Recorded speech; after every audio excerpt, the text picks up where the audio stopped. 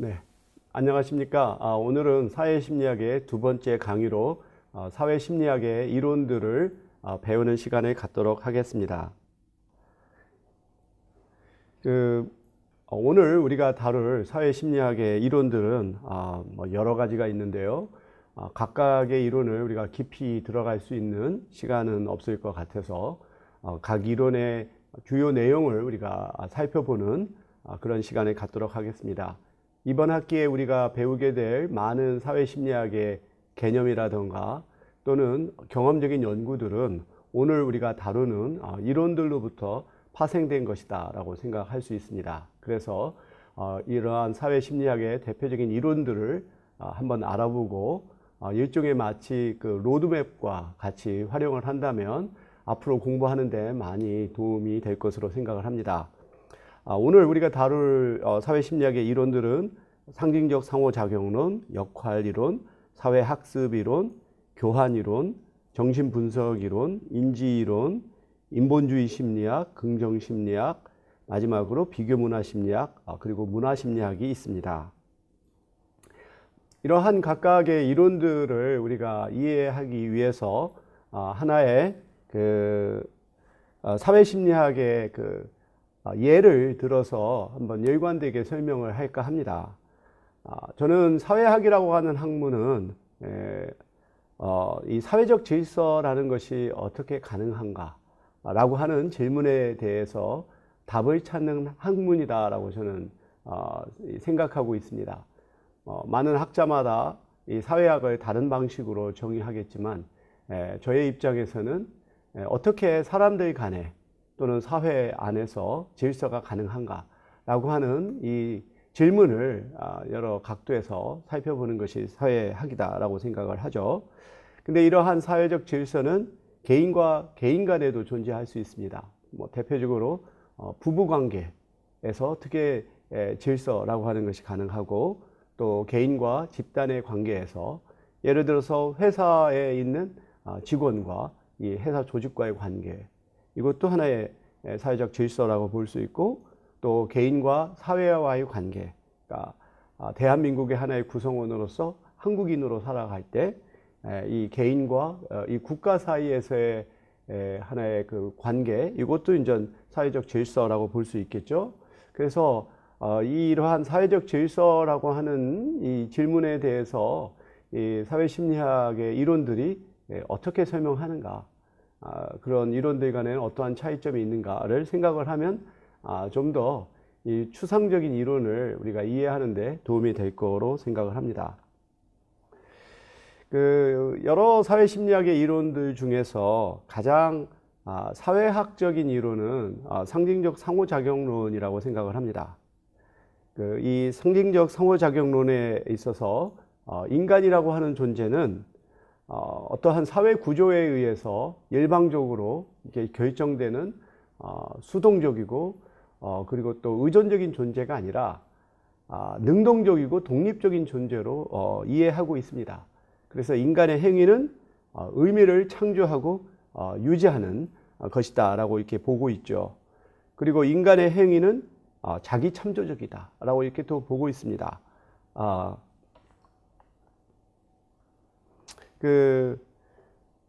인간은 자아의식을 갖고 있어서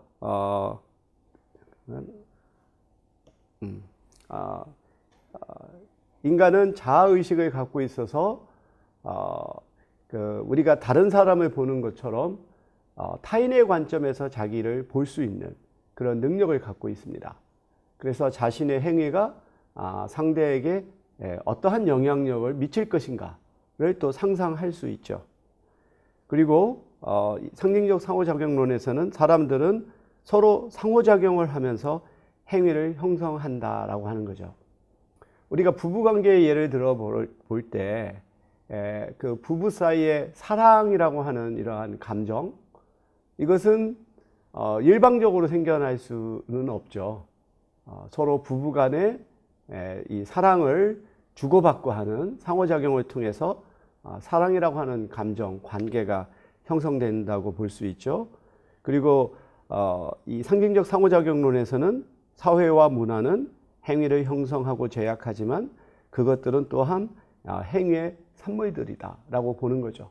그러니까 결국 우리가 어떤 문화라고 하는 것이 하나의 사회적 산물이지만 그것이 그 스스로 존재하는 것이 아니라 사람들 간의 이 행위를 통해서 문화라고 하는 것이 형성된다라고 볼 수가 있습니다.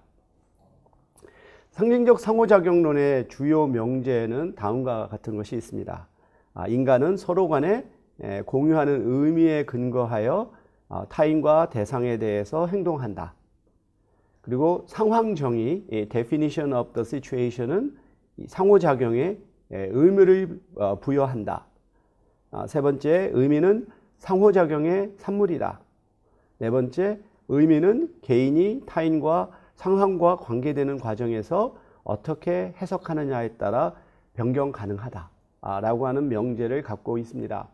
앞서 들었던 우리가 부부관계에 있어서 가장 중요한 요소는 친밀감과 신뢰라고 생각을 해요.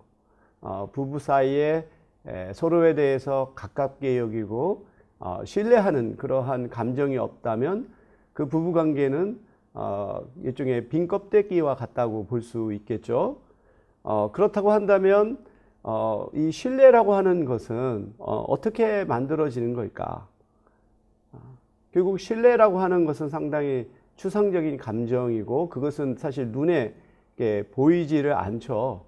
하지만 우리는 신뢰로운 행동을 서로 함으로써 그러니까 서로가 서로를 믿고 있다라고 하는 것을 알게 되는 거죠.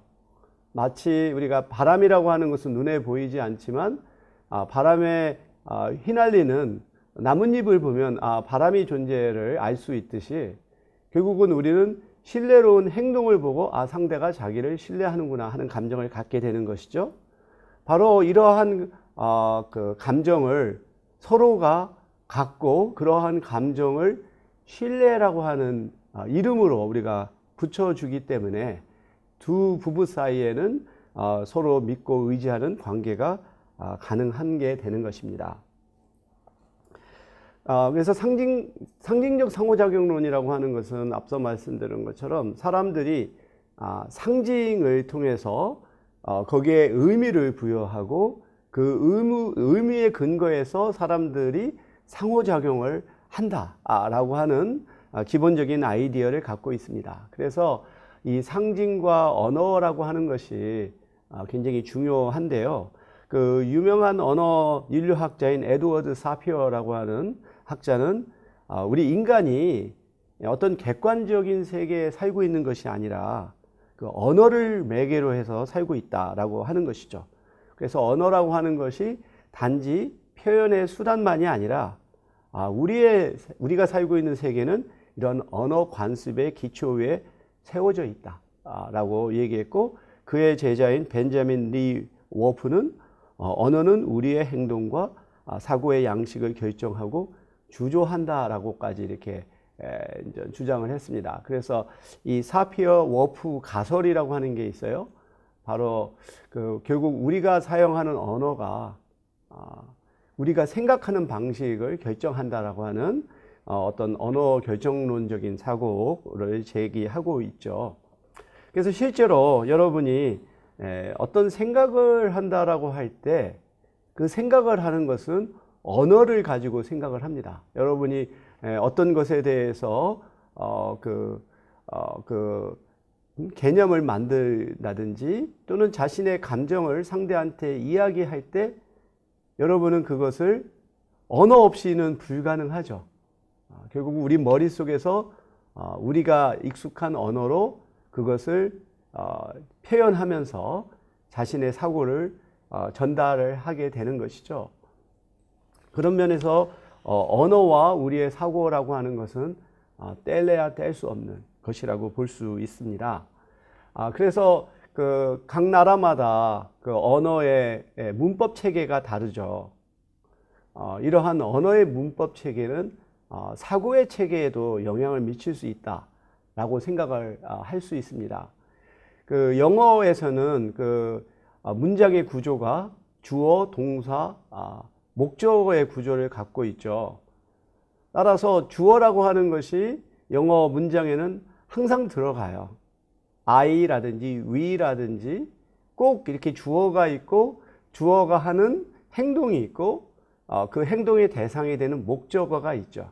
그래서 영어 문장에서는 주어를 빼놓고서 생각할 수가 없어요.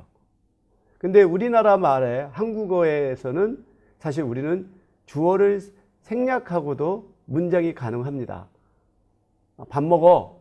이건 명령어겠네요. 그렇죠. 하지만 우리는 주어 없이 말을 하는 경우가 있죠. 기분이 좋다. 우리는 이렇게 나는 기분이 좋다라고 해서 반드시 주어를 넣지 않고도 자신의 생각을 전달할 수 있죠. 이것은 어찌 보면 굉장한 큰 차이가 있다고 볼 수 있어요. 영어 문법에서는 항상 주어가 먼저 나오고 주어의 관점에서 모든 행동이 이루어지는 것이기 때문에 자기라고 하는 것이 굉장히 중심이 되는 거라고 한다면 우리 한국어에서는 주어가 없이도 가능한 거죠. 그러니까 자기라고 하는 개념이 굳이 드러나지 않고 전체적인 맥락 속에서 우리는 이해할 수가 있는 거죠.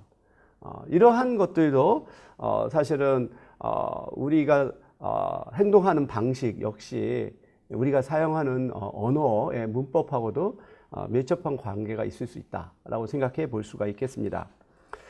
그러면 한번 우리가 이 존재라고 하는 것도 사실 그 자체로 존재할 수 있는 것이 아니라 우리가 그 존재에게 어떻게 이름을 붙여주느냐에 따라 존재와 나와의 관계가 형성이 되는 거죠. 우리가 잘 아는 그 시에 김춘수 시인이 쓴 꽃이라고 하는 시가 있습니다. 제가 한번 읽어보겠습니다. 꽃 김춘수. 내가 그의 이름을 불러주기 전에는 그는 다만 하나의 몸짓에 지나지 않았다. 내가 그의 이름을 불러주었을 때 그는 나에게로 와서 꽃이 되었다. 내가 그의 이름을 불러준 것처럼 나의 이 빛깔과 향기에 알맞는 누가 나의 이름을 불러다오. 그에게로 가서 나도 그의 꽃이 되고 싶다. 우리들은 모두 무엇이 되고 싶다. 너는 나에게, 나는 너에게 잊혀지지 않는 하나의 눈짓이 되고 싶다. 이 시에서 보면 결국 꽃이라고 하는 것이 분명히 따로 존재했었죠. 그렇지만 우리가 그 대상에게 꽃이라고 이름을 붙여주면서 그것은 꽃이라고 하는 존재로 나에게 다가온 것이죠. 바로 이렇게 존재라고 하는 것이 그 자체가 아니라 그것에 붙여진 의미를 통해서 우리와 관계가 맺어진다라고 하는 것을 우리가 이 시를 통해서 한번 알 수 있을 것 같습니다. 이 상징적 상호작용론에서 중요한 개념들은 이미 설명했던 것처럼 이 상징, 이 대상, 그 행위와 사회적인 행위, 그리고 이제 자기 개념이 있고요. 그 다음에 역할과 상황 정의, 그리고 역할 구성, 역할 담당, 이러한 개념들이 있습니다. 우선 여기서 말하는 상징이라든가 대상이라고 하는 것은 반드시 어떤 구체적이고 물질적인 것뿐만 아니라 눈에 보이지 않는 추상적인 것도 상징이 되고 대상이 될 수 있어요. 예를 들어서 우리가 태극기라고 하는 이 대상은 하나는 물리적인 존재이지만 결국 태극기가 우리에게 주는 것은 그것이 갖고 있는 물리적인 특성이 아니라 태극기가 상징하는 내가 속해 있는 국가에 대한 소속감, 애국심이 되는 거죠. 그래서 이러한 물리적인 그 대상은 우리에게 그러한 감정을 일으켜서 이러한 감정을 공유하는 사람들 간에는 사회적인 연대, 이런 것이 형성될 수가 있겠죠. 그리고 이제 자기 개념은 앞으로도 우리가 다음 주에도 이제 살펴보겠지만 이 사회 심리학에 있어서의 하나의 토대라고 볼 수 있겠죠. 내가 누구인가에 대한 인식, 이것은 나와 타자 간의 관계를 형성을 하고 이러한 나와 타자 간에 있어서의 어떤 약속에 의해서 계약이 이루어지고 그것에 기초해서 사회가 구성된다라고 볼 수 있겠습니다. 이러한 것들이 바로 이제 상징적 상호작용론의 주요 개념인 것이죠. 이 상징적 상호작용론에서는 언어라든지 역할이라든지 그와 같은 것들도 중요하지만 이 감정이라고 하는 것도 또 사회 상징적 상호작용론에서는 중요하게 이제 다뤄지고 있습니다. 이때 이 감정이라고 하는 것은 하나의 사람들이 본연적으로 태생적으로 갖고 있는 것이라기보다 하나의 상호작용 속에서 이런 감정이라고 하는 것들이 의미가 부여되고 공유된다라고 하는 이 감정을 이제 갖게 되는 것이죠. 우리가 이제 다른 사람하고 이제 관계를 맺다 보면 종종 당혹한 상황에 처할 때가 있어요. 그때 우리는 이게 뭐지? 라고 하는 질문을 스스로 하게 돼요. 이게 뭐지? 그러니까 그 상대방의 행동이 이게 무슨 뜻일까 상당히 당혹해 하는 경우가 있죠. 이게 뭐지? 라고 하는 질문은 지금 내가 갖고 있는 감정이 도대체 무엇일까? 라고 하는 당혹함이죠. 이때 이 감정에 우리가 어떻게 의미를 부여하고 이름을 붙이느냐에 따라 이 상황에 대한 우리의 정의가 달라지게 되고 그거에 기초해서 우리의 행동이 또 결정되는 거죠. 만약에 상대방의 행동을 나를 무시하는 것이다 라고 우리가 이제 해석을 하면 지금 내 마음속에 있는 감정은 일종의 모멸감이 되는 거죠. 그러면 모멸감이라고 하는 감정, 모멸감이라고 우리가 이름을 붙이는 순간 우리의 또 신체적인 이런 반응이 일어나요. 막 부르르 막 떨리고 막 손에 주먹이 가고 땀이 나고 막 호흡이 가빠지고 하는 이렇게 분노, 화 이런 것들과 관련된 신체적인 반응이 나오고 이제 그거에 대응해서 우리도 그 사람한테 일종의 보복적인 또 행동을 하게 되겠죠. 그래서 이렇게 감정이라고 하는 것도 어떤 경우에서는 너무나도 보편적이고 일반적인 감정이 있을 수 있어요. 뭐 희노애락과 같은 것은 모든 사회에서 공통적인 감정이겠죠. 하지만 앞서 말했던 것처럼 이게 뭐지? 라고 하는 이러한 상황들은 정해진 게 아니고 우리가 그것을 어떻게 해석하느냐에 따라 그 감정의 의미가 정해질 수 있다라고 볼 수 있겠습니다. 다음의 이론으로서는 역할 이론이 있어요. 그래서 이 역할 이론은 사회적인 지위 또는 이 위치 간의 연결망에 초점을 두고 있는데요. 이 역할 이론은 사회학적으로 볼 때 매우 중요한 하나의 이론이라고 볼 수 있습니다. 이것은 이 개인이나 소집단과 같은 미시적인 수준과 또 집단, 사회, 국가와 같은 거시적 수준 간의 일종의 연결고리라고 볼 수 있어요. 그래서 나라고 하는 개인이 어떻게 이 사회라고 하는 커다란 구조와 연결될 수 있을 것인가에 대한 하나의 설명이라고 볼 수가 있겠죠. 그래서 역할과 관련된 개념을 우선 정의를 해보자면 역할은 일반적으로 개인이 특정 사회 내에서 차지하는 지위와 관련된 행동의 유형이다 라고 우리가 볼 수 있어요. 그래서 그 역할은 어떤 지위를 차지한 사람들의 행동을 의미하는 그런 개념으로서 특정한 지위에는 특정한 역할이 부여가 되죠. 그리고 예를 들어서 우리가 그냥 가족의 예를 든다 할 때 아버지라고 하는 역할이 있죠. 그럼 아버지라고 하는 가족 내에서의 지위가 있고 그 지위에 상응하는 그 사람의 어떤 책임과 의무가 있죠. 그리고 다른 그 가족 구성원들로부터 요구할 수 있는 그런 존경이라든지 대우라든지 이런 것들도 하나의 역할과 관련된 개념이라고 볼 수가 있습니다. 그래서 역할에는 생득적인 역할이 있고 획득적인 역할이 있어요. 그래서 역할은 태어날 때부터 주어진 것이 있고, 그 다음에 획득적인 것은 이것은 후천적으로 자신의 노력에 의해서 이것이 이제 얻어지는 것이라고 볼 수 있겠죠. 그래서 우리가 전통사회와 근대사회를 구분할 때 전통사회는 바로 이러한 생득적인 역할에 의해서 사회적인 질서가 만들어지는 것, 예를 들어서 노예로 태어나면 평생 노예로 사는 것, 그런 것이라고 한다면 근대사회는 어떠한 그 교육이라든지 직업이라든지 이와 같이 이제 후천적으로 자신의 노력과 능력에 의해서 얻어진 것, 그런 것에 기초한 사회가 이제 근대사회라고 볼 수 있겠죠. 그리고 또 역할과 관련된 개념 중에는 역할 기대가 있어요. 우리가 그 지위를 갖고 있는 사람이 마땅히 수행해야 하는 그러한 그 행동들, 이런 것들이 역할 기대라고 할 수 있고, 역할 긴장이라고 하는 게 있습니다.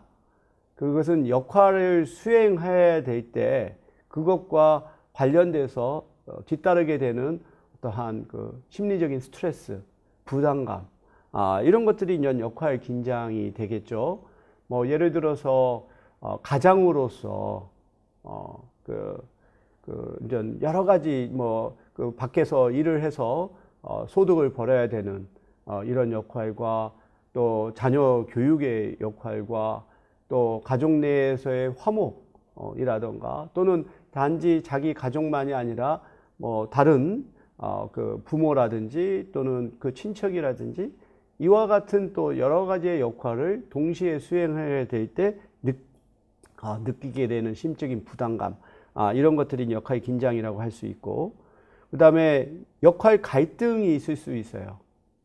그러니까 우리는 하나의 역할만을 수행하는 것이 아니라 동시에 두 개 이상의 역할을 수행하게 될 때 이 두 가지의 역할이 서로 모순이 되고 상치가 되는 경우가 있을 수 있죠. 뭐 예를 들어서 아버지가 교수인데 아들이 학생이다. 근데 그 학생이 그 아버지의 강의를 듣는다 라고 할 때 그 아버지는 교수로서 어떤 공정해야 되는 역할과, 또 자녀의 아버지라고 하는 이 역할이 있는데 이 두 가지가 서로 모순이 되겠죠. 이럴 경우에서는 그러니까 그 규정상 그 부모의 수업을 자녀가 듣지 않게 하는 것이 하나의 규범으로 자리 잡고 있죠. 역할 갈등을 우리가 해결하기 위해서. 그리고 역할 개인 병합이라고 하는 또 아주 흥미로운 개념이 있습니다. 그 라이프 터너라고 하는 학자가 제안한 개념인데요. 앞서 말했던 것처럼 역할이라고 하는 것은 사실 개인과 좀 독립적인 개념일 수가 있습니다. 그러니까 그 역할을 수행하는 개인은 그 역할을 수행하기 때문에 그 행동을 하는 것이지, 본인은 그 수행하는 역할에 대해서 좋아하지 않을 수도 있고 마지못해 하는 경우가 있을 수도 있죠.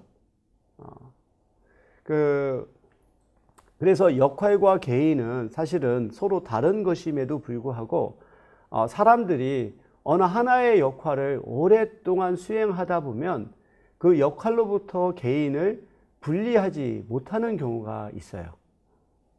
대표적인 예가 오랫동안 군대에서 장군으로 이렇게 근무했던 사람이 이제 은퇴를 했다. 그럼 더 이상 장군이 아니거든요. 그럼에도 불구하고 가족 내에서도 그렇고 사회에서도 장군으로서 어떠한 대우를 받기 원하는 경우, 이런 경우는 바로 역할 개인 병합이다라고도 볼 수 있습니다. 그리고 정체성, 현저성 이론이라고 하는 것이 있는데, 이것은 나중에 우리가 자기와 정체성 개념을 다룰 때 다시 자세히 살펴보겠지만, 이 정체성이라고 하는 것은 그 정체성과 관련된 역할을 수행하는 것과 또 밀접한 관련성이 있는데, 여러 가지 역할 중에서 자기에게 더 중요하다라고 생각하는 행동을 더 많이 하게 된다라고 하는 것이 이제 정체성, 현저성 이론이 되겠죠. 바로 이제 역할과 관련된 개념에는 이런 것들이 있고요. 그 역할 이론에 대해서 앞서 말했던 것처럼 사회학적으로 상당히 유용한 이론이라고 설명을 했어요. 바로 개인과 사회를 연결시켜주는 그런 것으로 보았지만, 이 역할 이론에 대한 비판은 이것이 그 상당히 이제 사회적인 현상을 유지하는 이데올로기적인 편향성을 갖고 있다라고 하는 거죠. 그러니까 결국은 사람들이 자기에게 부여된 역할을 수행함으로써 사회적 질서가 유지된다라고 하는 이런 관점을 갖게 되는데, 만약에 그 역할이 개인의 입장에서 부당한 경우, 그러면 그 역할을 계속 수행해야 하는가? 뭐 예를 들어서 우리가 그 자본가와 또 프롤레타리아의 관계, 또는 회사에서의 그 직장 상사와 부하와의 관계, 만약에 역할 이론에 따른다면 부하는 바로 부하로서의 역할을 수행해야 되는 것이겠죠. 근데 만약에 그 역할이 더 큰 틀에서 사회적으로 바람직하지 않을 경우에는 그 역할을 수행하는 것이 도덕적으로 문제가 되겠죠. 근데 이제 역할 이론에 있어서는 그러한 그 문제에 대해서는 등한시하고 주어진 역할을 성실히 수행하는 것에 초점을 맞추고 있다라고 하는 비판이 있습니다. 그 다음으로 우리가 살펴볼 이론은 사회적 학습 이론이 있습니다. 이 사회적 학습 이론은 저는 개인적으로 사회심리학의 이론 중에서 가장 그 폭넓게 사용되고 있고 될 수 있는 이론이 아닌가 싶어요. 이제 그런 의미에서 상당히 중요하다라고 생각하는데, 이 사회적 학습 이론은 1941년에 밀러와 돌라드라고 하는 학자가 이 모방이라고 하는 것이 어떤 자극과 보수, 강화의 원리에서 설명될 수 있다라고 제안함으로써 현대적인 사회학습 이론의 초석을 놓았습니다. 그래서 이 두 사람의 기본 가정은, 이 모방은 대부분의 다른 인간 행동들처럼 학습된 것이고, 둘째, 사회적인 행동과 사회적 학습은 일반적인 학습 원리를 사용함으로써 이해될 수 있다라고 하는 거죠. 그 밴두라라고 하는 학자는 이 사회 학습 이론을 더욱더 정교화시키고 체계화했는데, 그래서 이 반두라의 입장에서 사람들의 행동은 결국 자기가 직접 체험하기보다 다른 사람의 행동을 우리가 관찰하고 모방함으로써 이루어진다라고 이렇게 주장을 하고 있습니다. 사회적 학습 이론의 주요 명제는 다음과 같습니다. 인간 행위는 상황의 영향, 개인의 행위, 개인의 지각과 감정의 상호작용에 의해서 결정이 되고, 행위는 실행적인 학습과 관찰적인 학습, 이 두 가지를 통해서 이루어지는데, 이 행동을 하고 나서 그 행동에 대한 이 강화와 처벌, 이것은 이제 행위를 변경할 수 있다라고 하는 것이 이제 주요 명제입니다. 뭐 우리가 한번 이러한 행위를 학습하는 과정을 한번 살펴보면, 그 우리가 어떤 행동을 하는 사람의 그 행위에 우리가 주목을 하고, 그 다음에 그 행동하는 것을 자기가 모방을 하죠. 모방을 하고 또 자기가 그것을 리허설을 하고, 그런 다음에 그 이후에도 그런 행동을 계속해서 우리가 반복하게 될 때 우리가 어떤 행위를 학습을 하게 되죠. 사실 우리 인간의 행위는 타고난 것도 있겠지만 대부분은 이렇게 학습을 통해서 이루어지는 거라고 볼 수 있어요. 심지어 어떤 그 신체적인 행동뿐만 아니라 우리가 갖는 태도라든가 가치, 감정 역시 사회적 학습의 산물이다라고 볼 수 있겠습니다. 그 앨버트 반두라가 이 사회적 학습 이론을 검증하기 위해서 한 실험이 있는데요. 한번 우리가 이것을 잠깐 살펴보도록 하겠습니다.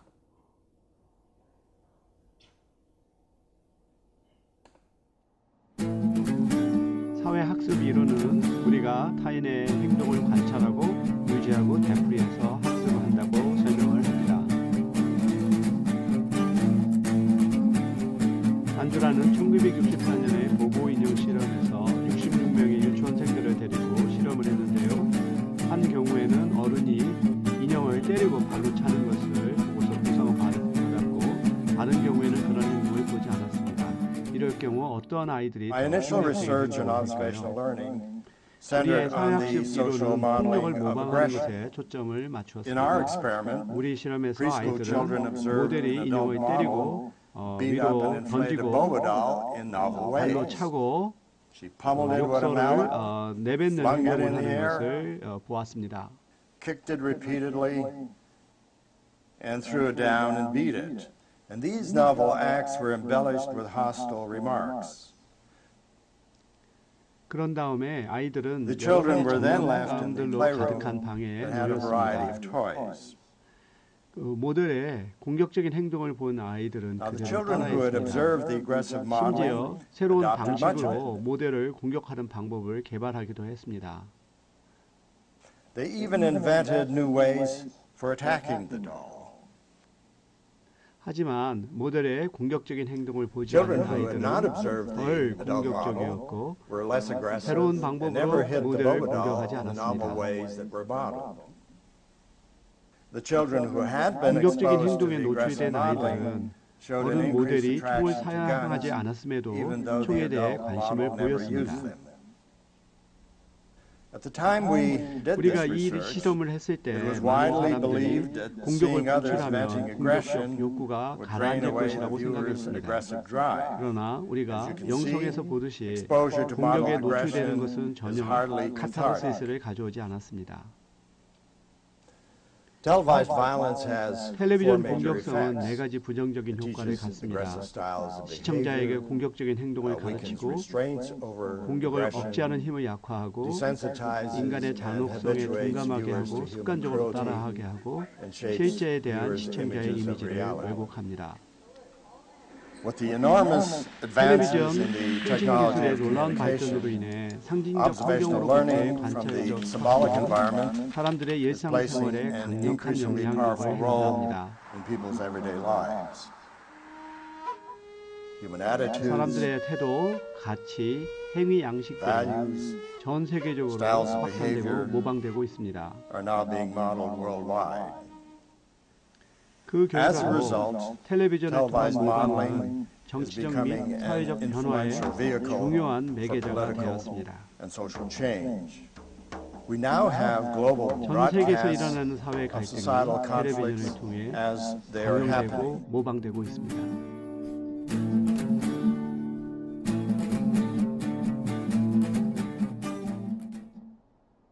오케이.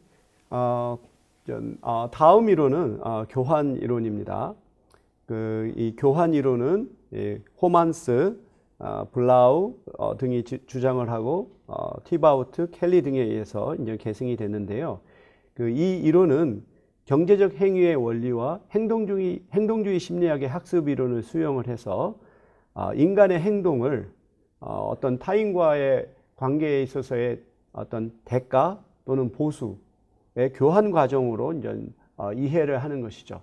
우리가 다른 사람과 어떠한 관계를 맺는다라고 하는 것은 이 관계를 통해서 내가 얻을 수 있는 이 보상, 보수, 리워드가 있고 그 관계를 위해서 내가 지불해야 되는 비용, 이런 것들 간에 있어서의 일종의 비율에 의해서 내 행동이 이루어진다라고 하는 이론이 교환 이론이 됩니다.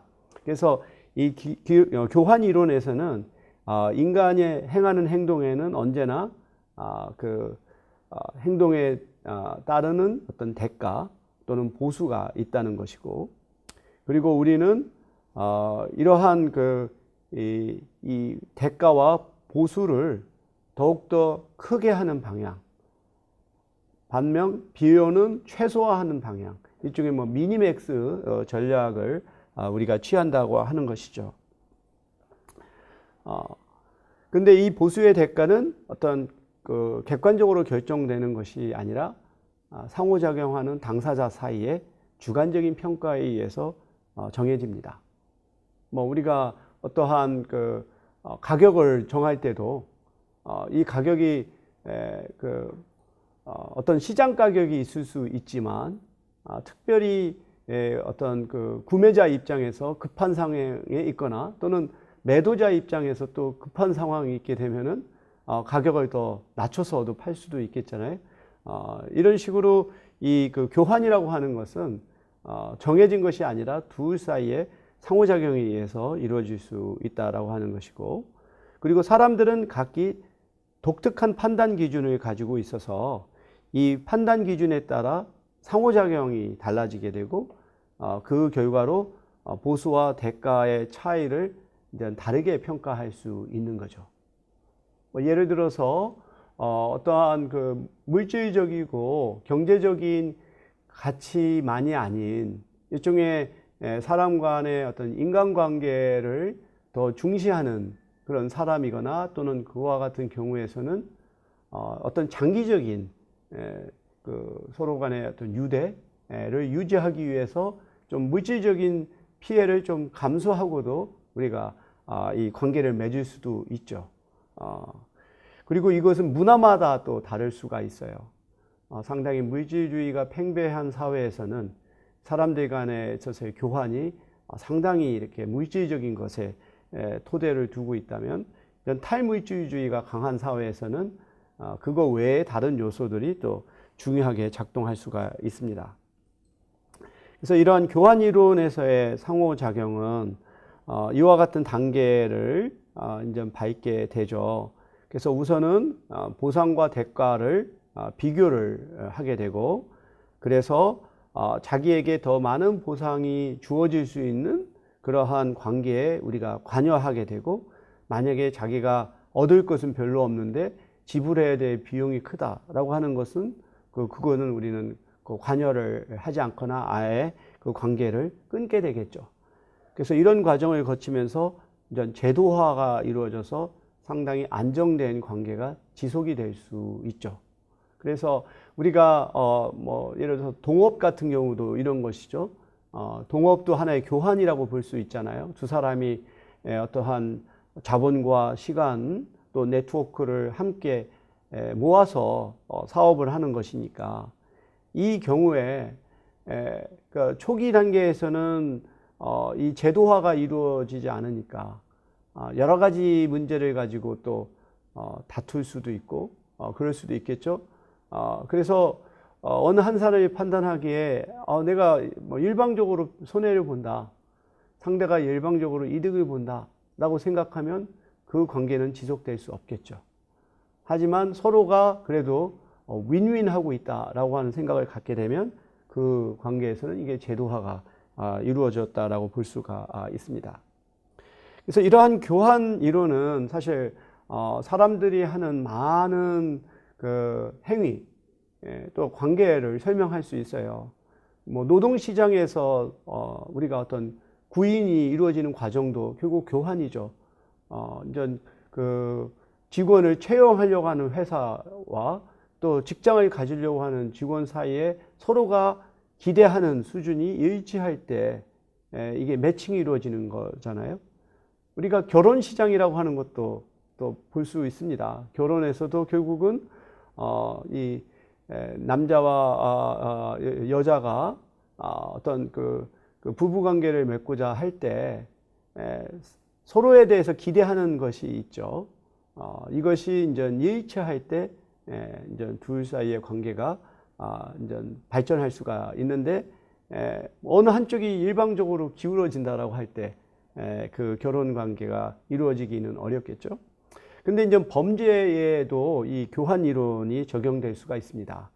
이 범죄가 일어나는 것은 결국은 사람들이 범죄를 저지르는데 들어가는 비용보다 오히려 얻는 것이 더 많다라고 생각할 때, 그리고 자기가 그런 범죄 행위를 하고도 처벌이 뒤따르지 않는다라고 생각할 때 우리는 범죄를 저지를 가능성이 크죠. 그래서 이 범죄와 관련해서 억제 선언이라고 하는 게 있어요. 결국은 이 범죄를 예방하기 위해서는 이와 같은 하나의 조건들이 잘 지켜져야 된다라고 하는 거죠. 첫 번째는 사람들은 범죄의 비용과 편익을 계산을 해서 범죄를 저지른다라고 하는 거죠.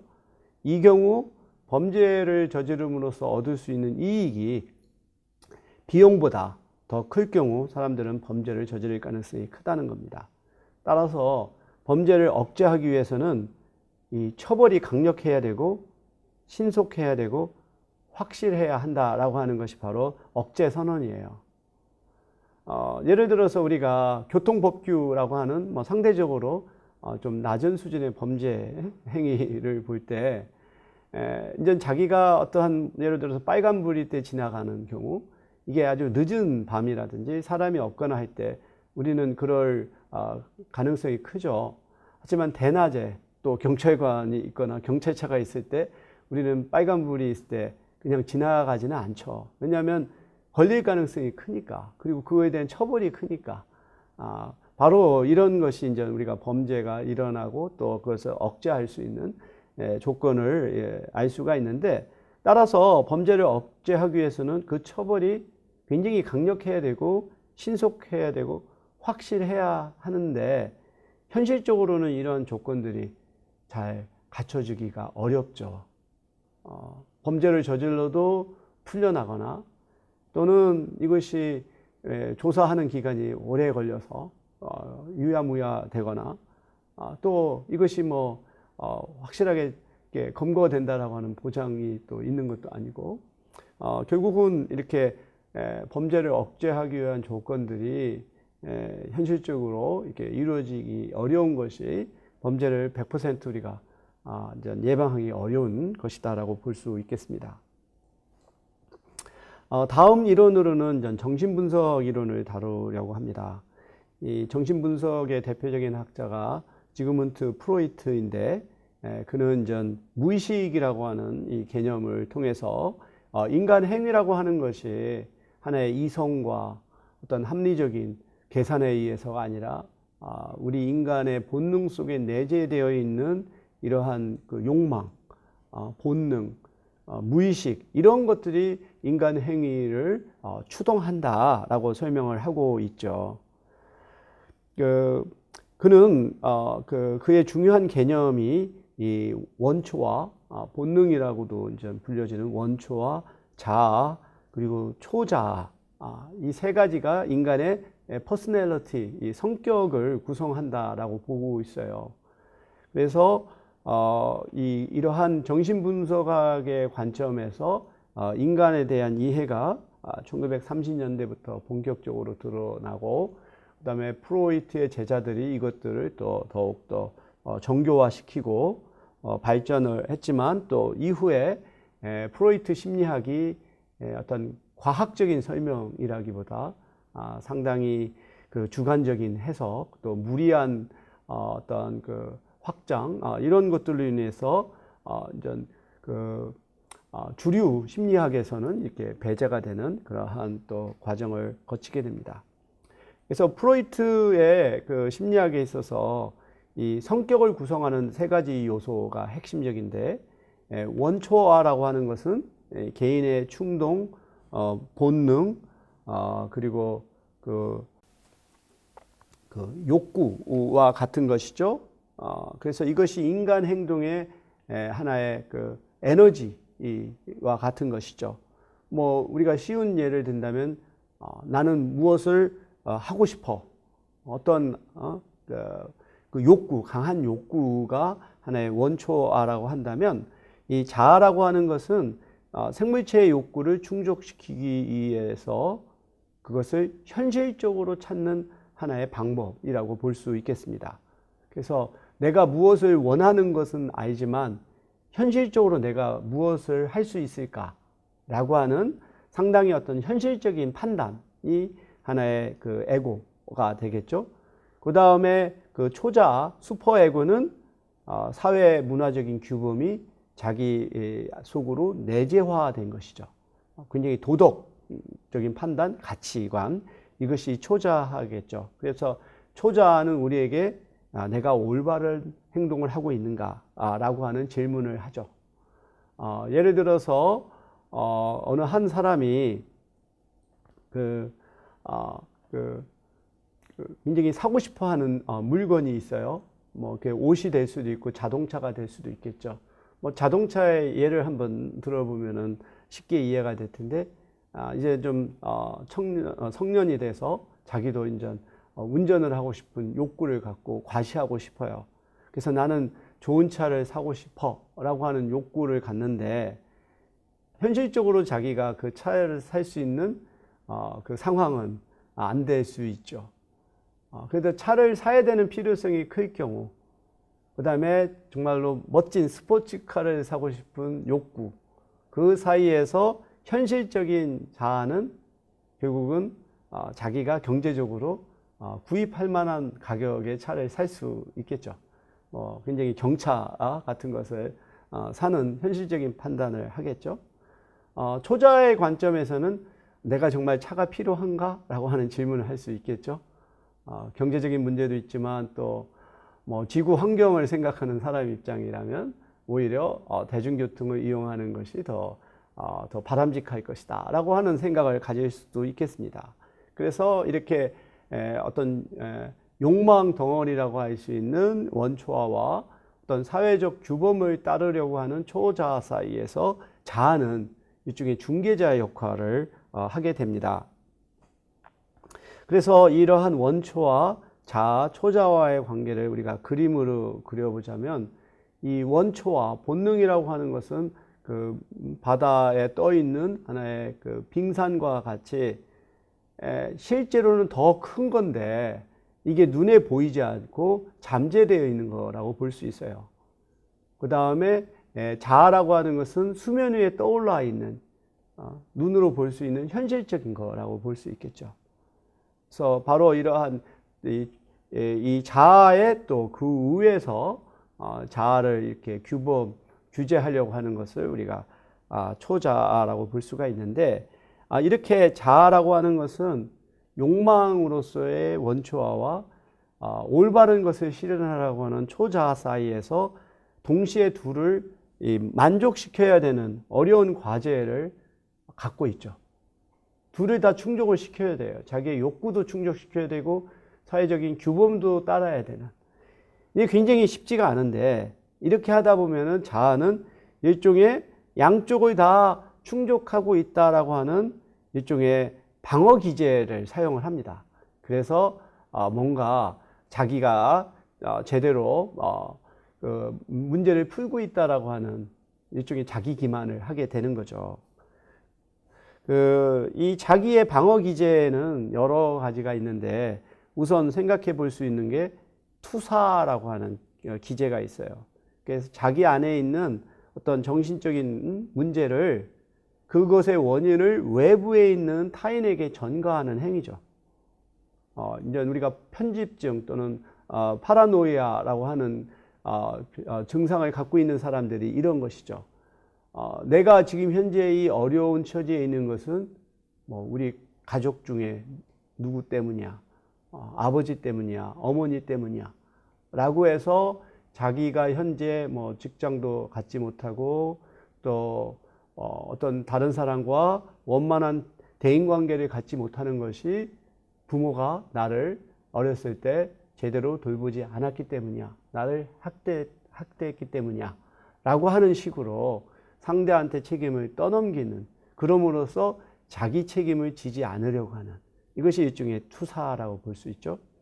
두 번째 자기 방어 기제는 분열입니다. 이것은 아주 극도로 모순적인 그 감정 사이를 왔다 갔다 하는 상황이에요.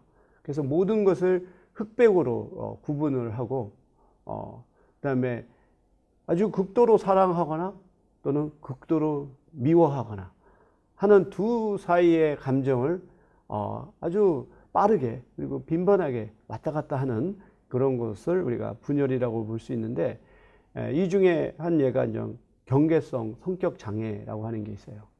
그래서 이 경계성 성격 장애의 증상을 보이는 사람들은 아주 극단적인 감정을 이렇게 넘나듭니다. 극도로 사랑했다가 극도로 미워하고, 그리고 이러한 경계성 성격 장애를 안고 있는 사람들은 타인으로부터 자기가 버림을 받는 것에 대한 극도의 불안감을 갖고 있어요.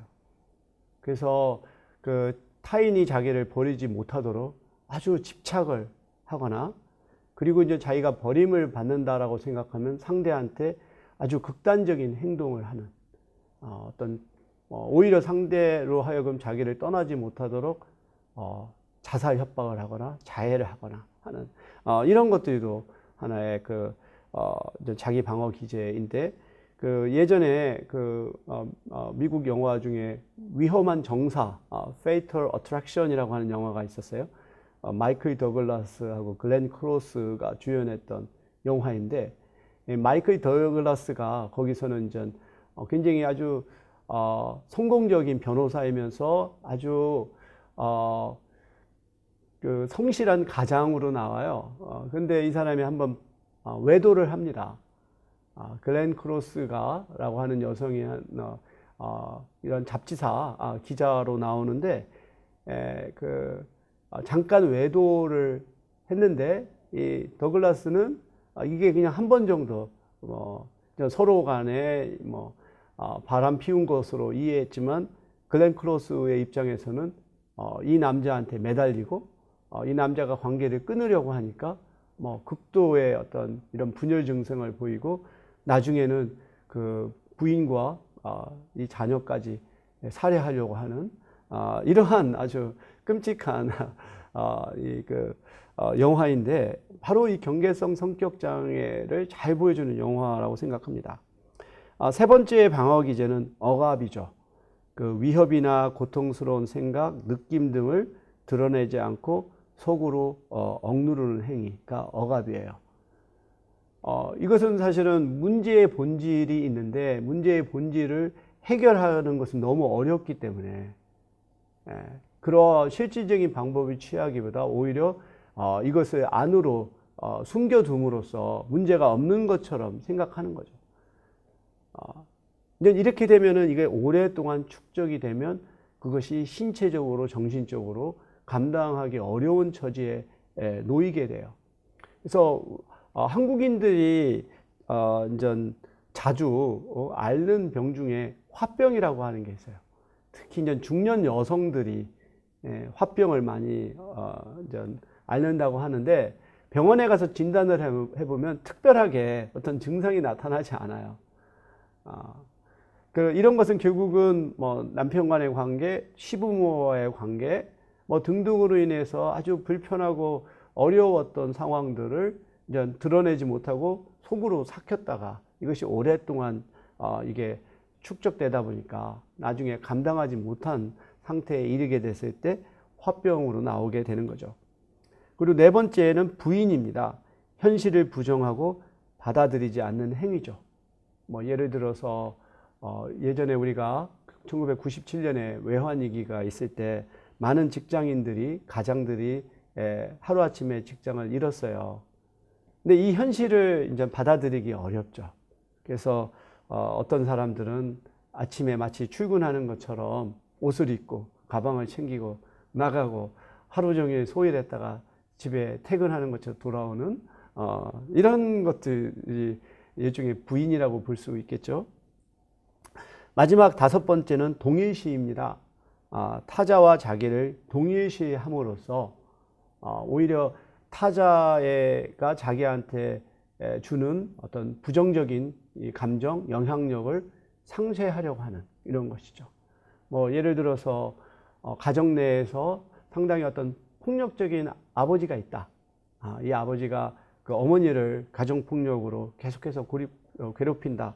이럴 경우에 이 아들의 입장에서 사실 이 폭력적인 아버지가 굉장히 두려운 존재죠. 그렇지만 대항하기에는 너무 두렵고 어려울 경우에 아예 아버지 편에 서서 이런 어려운 감정을 해소하려고 하는 것도 중에 동일시라고도 볼 수 있겠죠. 그래서 이 프로이트의 정신분석학에서는 이와 같은 방어 기제를 통해서 마치 문제가 해결된 것처럼 우리를 기만하고 속이는 그런 것을 취하고 있다라고 설명을 하고 있습니다. 그래서 앞서 말했던 것처럼 프로이트 심리학은 주류 심리학에서는 비과학적인 학문으로 이렇게 취급을 받고 있고, 또 사회학자들도 프로이트는 인간을 어떠한 그 문명이라고 하는 얇은 판으로 이 그 욕구라고 하는 것을 가둬둔 그런 것으로 보고 있다는 거죠. 그래서 인간을 너무 지나치게 생물학적이고 본능적인 존재로 이렇게 바라보고 있다라고 이렇게 비판을 하고 있습니다. 그리고 이제 상징적 상호작용론이라든지 어떤 사회 심리학에 있어서의 사회 문화적인 이론들은 결국 우리 인간의 행동이라고 하는 것이 이렇게 본능이나 욕구에 의해서 나타나는 것이 아닌 일종의 사람 간에 있어서의 상호작용을 통해서 의미가 만들어지는 굉장히 사회 문화적인 하나의 그 설명을 하고 있죠. 이제 그런 입장에서 바라볼 때 프로이트의 심리학은 이와 같은 좀 더 사회적 구성으로서의 인간 행위를 지나치게 간과하고 어떤 욕구나 충동이나 뭐 이와 같은 좀 더 생물학적인 것으로 이렇게 설명한다라고 하는 그런 비판을 하고 있죠. 하지만 좀 더 우리가 이 프로이트 이론에서 하나의 그 가치 또는 그 유용성을 찾는다면 그 인간의 어떤 과도한 사회화라고 하는 것에 대해서 상당히 이제 경고하고 있다라고 하는 것이죠. 우리 뭐 사회학도 그렇고 사회심리학도 그렇고 인간이라고 하는 존재가 앞서 말했던 것처럼 하나의 사회적 구성체로서 인식을 하게 되면 인간이라고 하는 것이 마치 사회적 규범에 잘 순응을 하고 서로 간에 항상 합의를 통해서 상호작용이 이루어지고 질서가 일어난다라고 하는 좀 상당히 좀 낙관적이라고 할까? 순진한 생각을 갖고 있다라고도 볼 수 있는데, 인간이라고 하는 것은 이 사회로부터 영향을 받지만 사회에 의해서 완전하게 이렇게 순응될 수 있는 존재는 아니다라고 하는 이러한 부분들을 지적을 했다라고 볼 수가 있겠습니다. 그래서 그 개인과 사회와의 관계가 항상 질서 있고 평화로운 것이 아니라 그 둘 사이에서는 긴장과 갈등이 존재하는 것이죠. 그리고 경우에 따라서는 이 사회가 인간을 과도하게 지배하고 통제하는 그런 상황이 나타날 수 있는 거죠.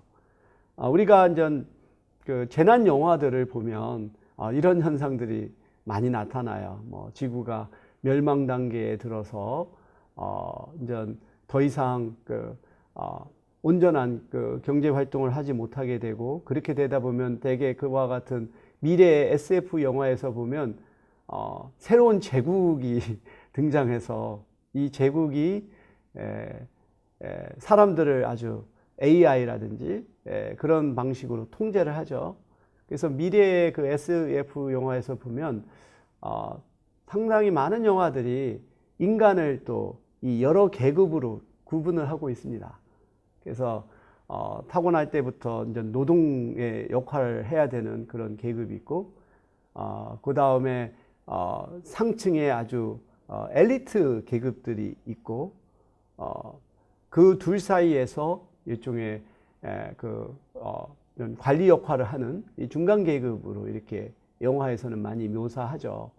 그래서 이 계급들이 이제 사는 세계도 서로 구분이 되어 있고, 그래서 정말 미래의 우리 인류 사회는 유토피아라기보다는 디스토피아적인 이런 것들이 많이 나타나고 있고, 최근과 같은 코로나19 사태 도 사실 그와 같은 굉장히 이제 개인의 어떠한 권리나 프라이버시가 공공의 안전을 위해서 극도로 이렇게 통제되는 이런 상황이죠. 지금은 이게 일시적이라고 생각해서 우리가 수용하지만 이것이 장기화가 되면 바로 사회의 안전이라고 하는 명분으로 개인을 억압할 수도 있는 이런 상황이 되는 거죠. 그런 의미에서 이제 프로이트의 심리학이 저는 갖고 있는 가치는 바로 개인이라고 하는 것이 사회에 의해서 100% 통제되고 이렇게 순응시킬 수 없는 그러한 욕구와 본능을 갖고 있다라고 하는 것이고, 이러한 개인과 사회 사이에서는 항상 이러한 그 긴장 상태와 갈등이 존재할 수 있다.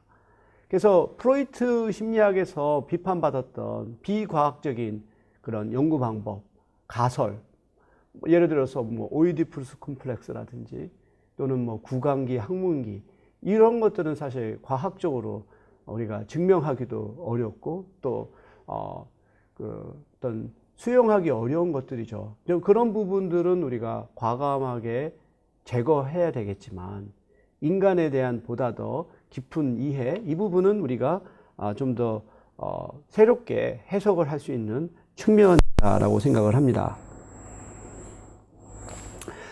다음 인지 이론이 있어요. 이 인지 이론은 그 행동주의 심리학에 대한 일종의 반발이라고 할까? 그거에 대응으로서 발전된 것인데, 이 행동주의 심리학에서는 인간이 자극에 따라 반응하는 그런 존재로 보여지는 것이죠. 그래서 인간의 행동은 생득적인 반사와 학습된 조건 반사의 복합이다라고 보는 거죠. 마치 우리가 스키너의 실험이라든지 파블로프의 실험을 보면, 우리가 뭐 비둘기가 어떤 모이를 어떤 종을 누르면 모이가 떨어지면 자기가 어떤 행동을 했을 때 보상이 따르니까 그 행동을 계속하게 되는 것이죠. 또 파블로프 같은 경우에는 조건 반사처럼 우리가 모이를 줄 때마다 종을 쳤는데, 그래서 이 먹이와 종 간의 연관성을 이제 개가 학습을 하고, 그래서 종을 치면 모이를 안 줘도 침이 흐르는 이러한 것들이 이제 행동주의 심리학인데, 여기에서 인간의 존재라고 하는 것은 마치 어떤 자극이 주어지면 반응이 자동적으로 나오는 이런 것으로 비춰지는데, 이것에 대해서 게슈탈트 심리학이라고 하는 것은 우리 인간이 마치 카메라처럼 어떠한 대상을 100% 이렇게 복사하는 것이 아니라 우리 머릿속에서 그 대상을 해석을 하고 그 다음에 지각을 구성함으로써 우리는 그것을 바라보고 그에 따라 행동이 이루어진다라고 이렇게 보고 있습니다. 그래서 게슈탈트 심리학에서는 인간이 어떤 수동적으로 어떤 자극에 반응하는 것이 아니라 이 대상을 우리가 적극적이고 능동적으로 구성을 한다라고 하는 것이죠. 뭐 우리가 앞으로 이제 그 사회적 지각 주제를 배울 때 좀 더 자세하게 설명을 하겠지만, 예를 들어서 우리가 이게 점들을 쭉 이렇게 나열했다고 봅시다. 그럼 우리는 점 하나의 개체가 있는 것입니다. 점들이 선을 이루라고 생각을 합니다. 그리고 이 점들이 만약에 이렇게 가다가 위로 이것을 하나의 방향성을 갖고 있다라고 우리는 해석을 하죠. 사실 이 점들은 그냥 어떤 평면 위에 그렇게 배치가 되어 있을 뿐인데, 우리 인간이 여기에 질서를 부여하고 규칙성을 부여하는 거죠. 바로 이게 게슈탈트 심리학이거든요. 그래서 눈으로 들어오는 자극 자체를 지각하는 것이 아니라 우리가 적극적으로 개입해서 보고 싶은 것을 본다라고 하는 것이 바로 인지심리학의 핵심이라고 볼 수 있겠습니다. 그래서 우리 인간이 다양한 정보를 처리하는 방식에는 여러 가지가 있어요. 요것 우리가 다음에 사회적 지각이라고 하는 주제를 다룰 때 좀 더 자세히 다루겠지만, 오늘은 간단하게 범주화 그리고 도식이라고 하는 두 가지 개념을 소개를 할까 합니다. 이 범주화라고 하는 것은 사람이나 사물을 지각을 할 때 그것을 각각의 개체로 보는 것이 아니라 하나의 집단의 구성원으로 보는 것이죠. 우리가 어떤 사람을 바라봤을 때 속해 있다고 생각하는 집단의 일원으로서 그래서 그 집단의 속성을 가지고 그 사람을 평가하는 이것이 이제 범. 두 번째로는 도식이라고 하는 개념. 머릿속에 들어가 있는 조직화된 지식의 구조죠. 그래서 우리는 대상에 따라 각각의 도식이 있어요. 뭐 예를 들어서 자동차도 우리가 그 고급 자동차 하는 것에 대한 도식이 있죠. 단지 가격이 비싼 것만이 아니라 스타일이라든지 기능에 있어서 이것은 값비싼 자동차라고 하는 도식을 우리는 갖고 있는 거죠. 이러한 것을 통해서 우리는 어떠한 그 대상이 있을 때 그것을 그 개체의 속성을 일일이 우리가 분석을 해서 대응하는 것이 아니라 그 이쪽에 일반적인 그 특성을 가지고 개인에게 대해서 우리가 이제 대응을 하게 되는 것이죠. 이제 다음으로 그 인본주의 이론을 설명을 할까 합니다.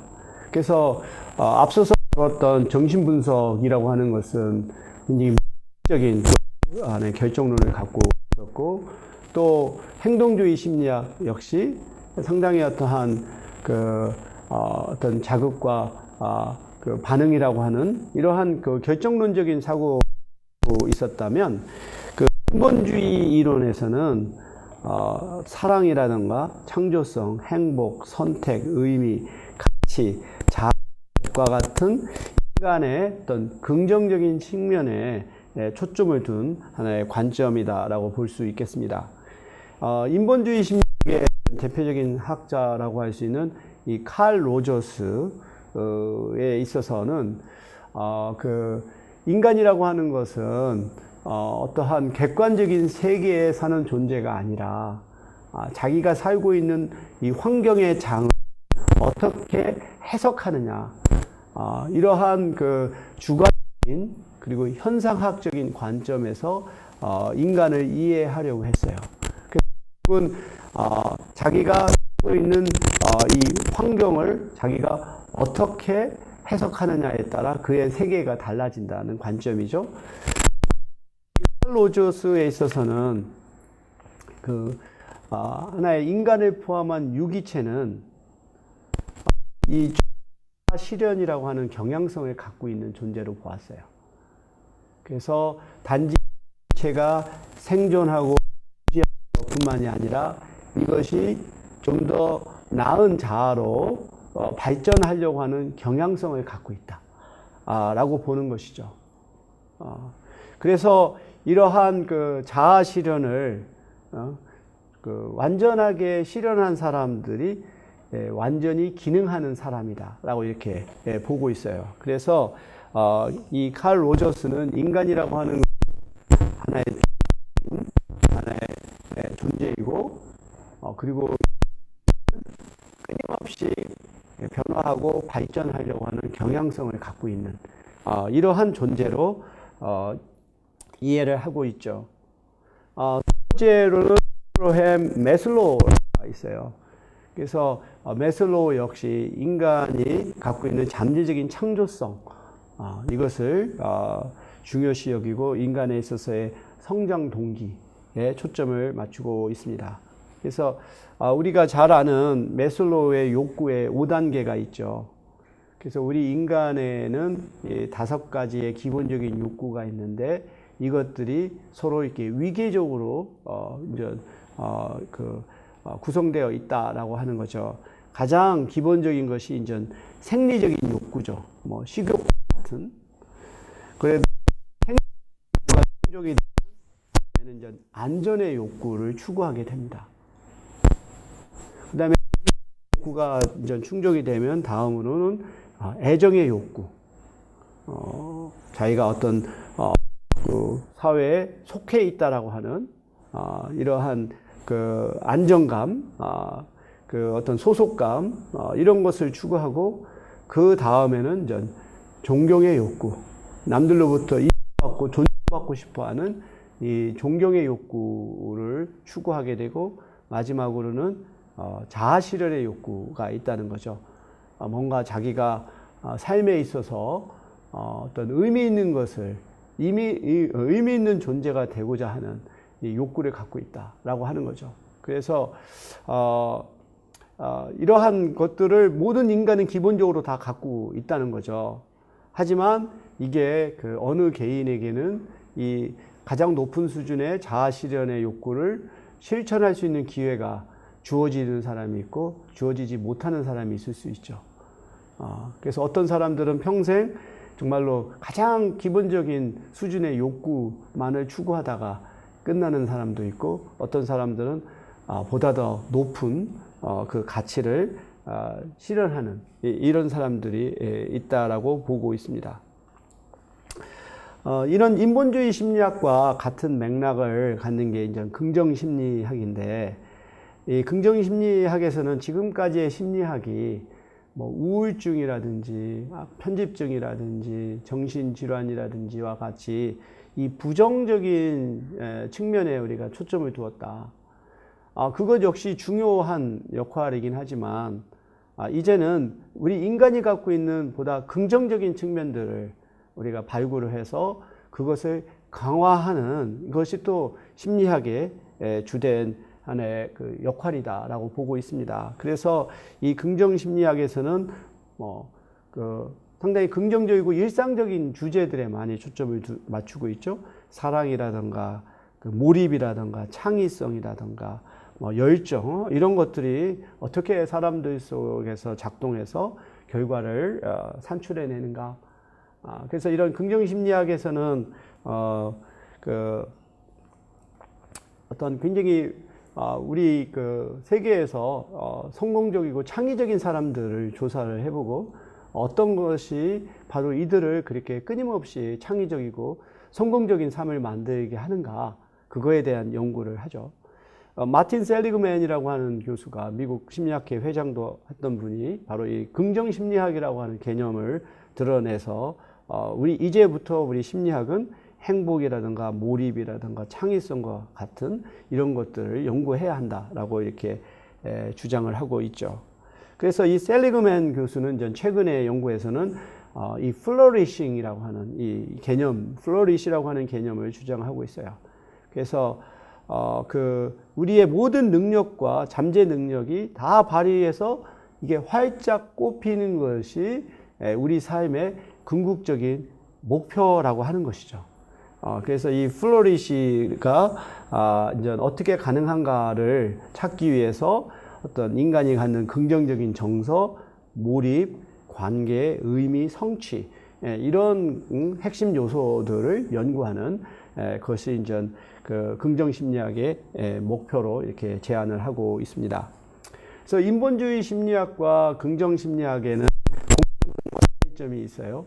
앞서 말한 것처럼 우리 인간 심리의 긍정적인 것에 초점을 맞춘다는 면에서는 공통점이지만, 이제 긍정심리학은 우리 삶이 반드시 좋은 것만 있는 것이 아니라 그렇지 못한 것이 같이 존재한다라고 한다면, 인본주의 심리학은 인간의 본성에 있어서의 어떤 타고난 어떤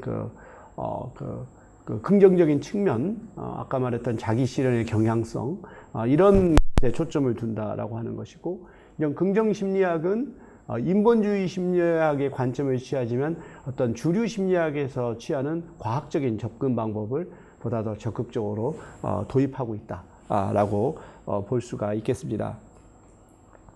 끝으로 우리가 이제 비교문화 심리학을 살펴보려고 그래요.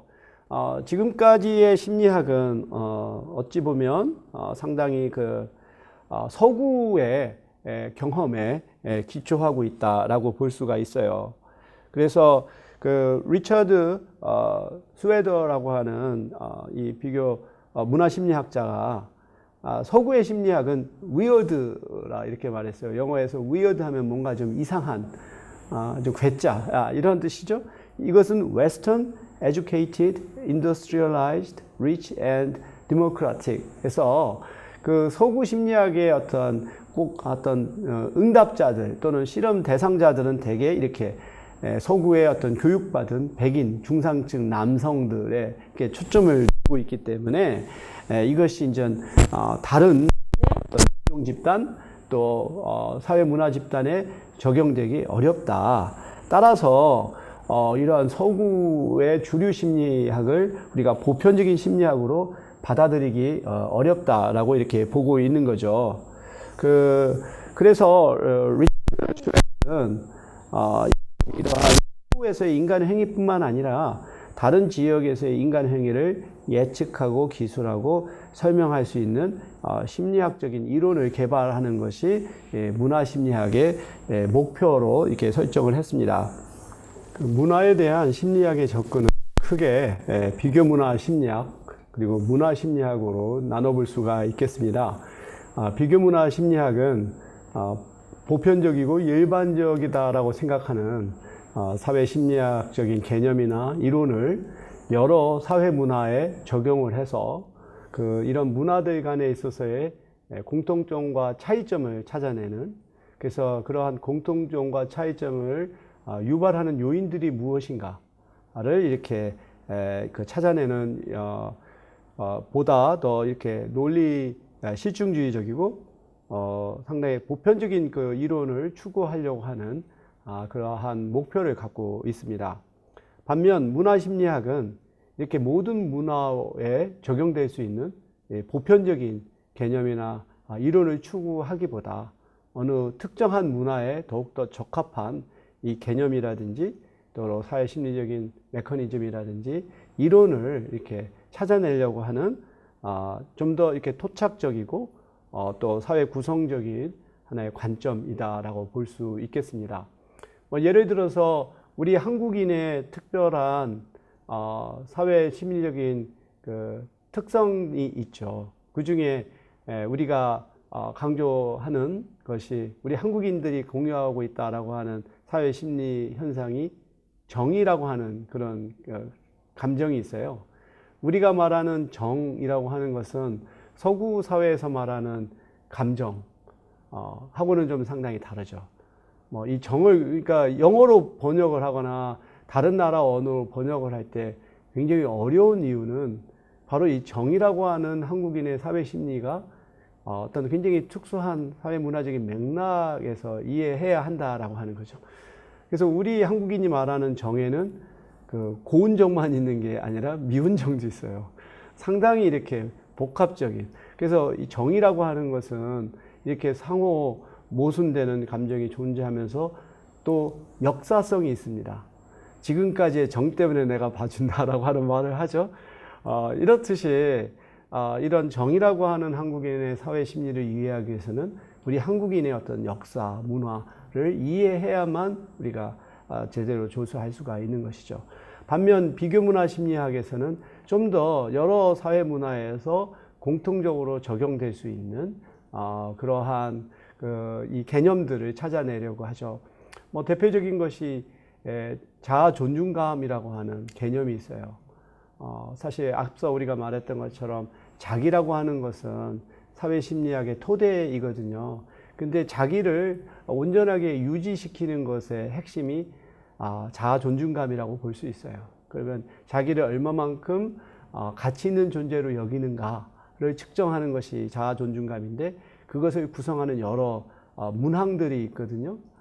이것을 이제 서구에서 개발되었지만 또 우리 한국적 상황에 맞게 또 이렇게 또 변형시킨 또 자아 존중감 척도가 있습니다. 그래서 이 자아 존중감 척도를 가지고 여러 가지 또 사람들의 행동들을 측정하는 중요한 또 변수로 사용하기도 하죠. 바로 이런 것들이 바로 비교문화 심리학과 문화 심리학에 있어서의 차이점이다라고 볼 수가 있겠습니다. 네, 오늘 우리가 상징적 상호작용론에서 시작해서 비교문화 심리학, 문화 심리학까지 굉장히 다양한 이론들을 살펴보았습니다. 앞서 말씀드렸던 것처럼 사실 각각의 이론을 이해하려면 많은 시간과 노력이 들어가야 되겠지만 오늘은 제가 일종의 로드맵을 여러분들한테 제공한다는 생각에서 우리가 이러한 지도를 가지고 사회심리학이라고 하는 세계로 나아갈 때 올바른 방향을 찾을 수 있지 않을까 싶습니다. 우리가 이 각각의 이론들을 종합적으로 살펴보면 이 사회심리학의 이론이 점차 어떤 적용의 대상, 범위가 확장되어 가고 있다는 걸 알 수 있겠습니다. 이 상징적 상호작용론에서는 개인과 그를 둘러싼 중요한 타자 간에 있어서의 어떤 상징과 의미를 매개로 한 상호작용에 초점을 두었다고 한다면 이런 교환 이론이나 또 사회적 학습 이론 또 역할 이론으로 넘어가게 되면 개인을 넘어서 조직 그리고 사회에서의 개인의 어떤 지위, 역할 이런 것에 대한 설명으로 확장되었고 그리고 인본주의 심리학과 또 긍정 심리학에 있어서는 지금까지 이제 인간에 있어서의 어떤 부정적인 심리적인 측면 어떤 문제점에 초점을 두었다면 보다 일상적이지만 또 중요한 또 긍정적인 이런 부분으로 이 연구 대상이 확장되었고 마지막 비교문화 심리학이나 문화 심리학으로 보면 이것이 서구 중심에서 이런 비서구 문화로 이렇게 확장되어 가는 것을 우리가 알 수 있겠습니다. 그래서 오늘 짧은 시간에 여러 가지 이론들을 또 많은 정보들을 한꺼번에 주입이 돼서 어려움이 있겠지만 반복해서 수업을 듣고 또 교과서를 읽고 하는 방식으로서 여러분들이 이제 사회 심리학에 대한 이론들에 대한 이해를 넓히게 되면 앞으로 우리가 구체적인 사회 심리학의 개념들, 주제들을 이해하는 데 큰 도움이 될 것으로 생각합니다. 이것으로 오늘 강의를 마치겠습니다.